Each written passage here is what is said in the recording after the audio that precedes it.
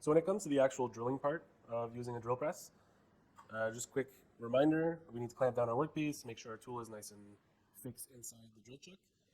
I've also adjusted the speed so that it's within the proper range. So as you can see, my piece is still kind of moving around. So what I want to do is clamp it down a little tighter until it's not going to move anywhere.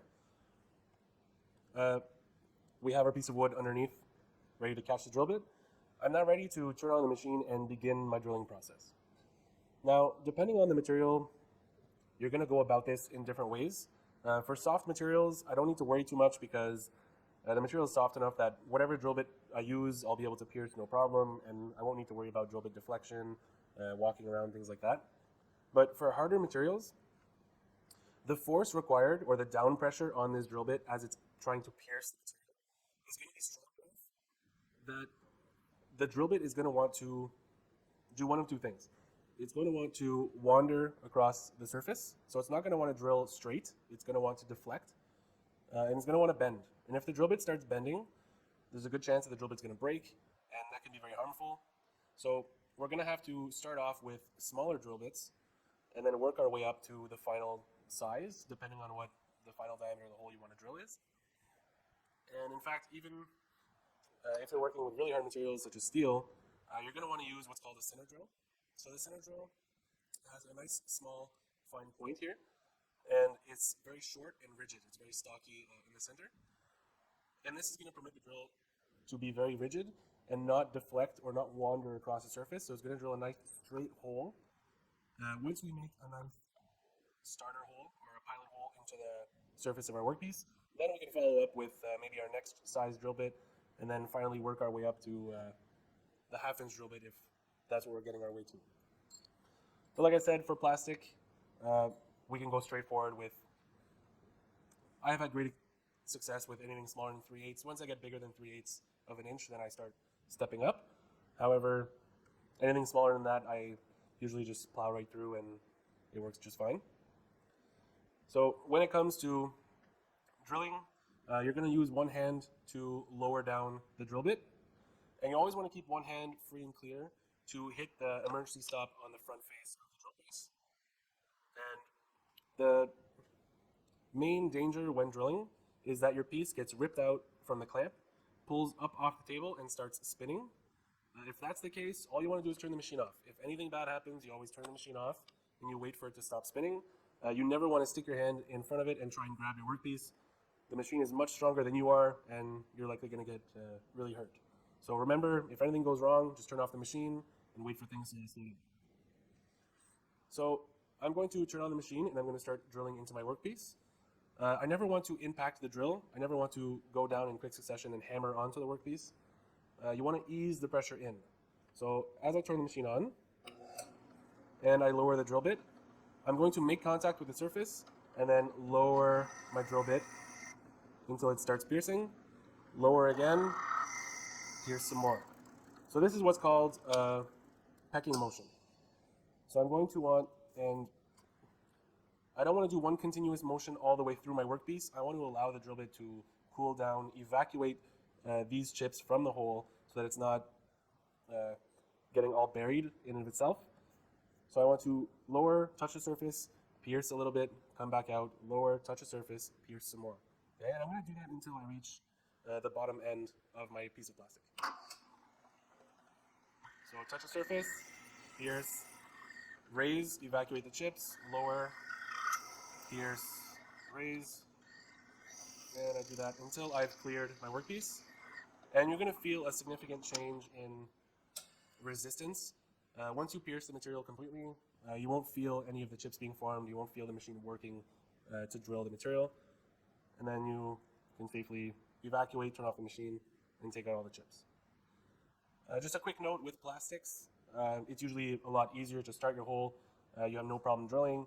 But once you get to the bottom end of your workpiece, so on the other side here, oftentimes it'll want to grab, because once the middle of the drill bit pierces, the extremities or the circumference of the drill bit hasn't pierced yet, and it really wants to grab that outside and rip it free and pull it out of the drill press.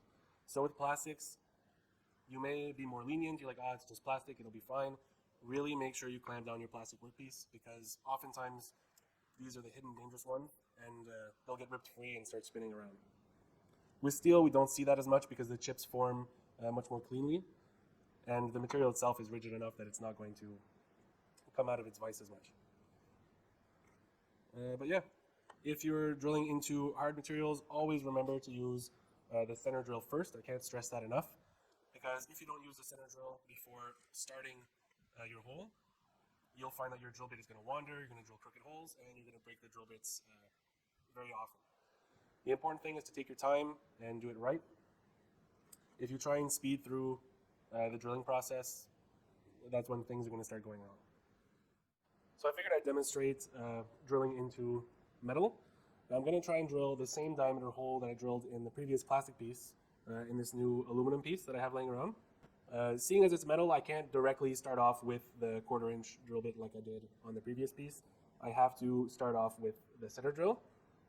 The center drill is going to be used to prevent, like I said before, the drill bit from deflecting, breaking, and wandering across the surface.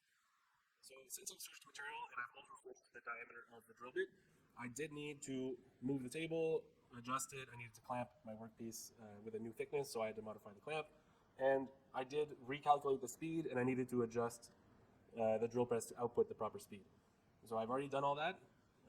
Now I just want to show the difference in drilling different materials, such as metal, and mainly how to use the center drill. Because the center drill is one of those tools where you'll never drill completely through a material. You really want to use it to start off a pilot hole and nothing else. So I just want to demonstrate what that looks like. So I'm going to turn on the drill press, and I'm going to lower down again until I make contact with the surface.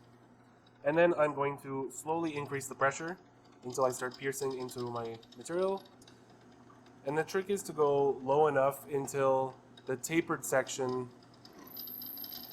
of the center drill starts appearing onto the surface. So right about there. So I'll show you what I mean by the tapered section.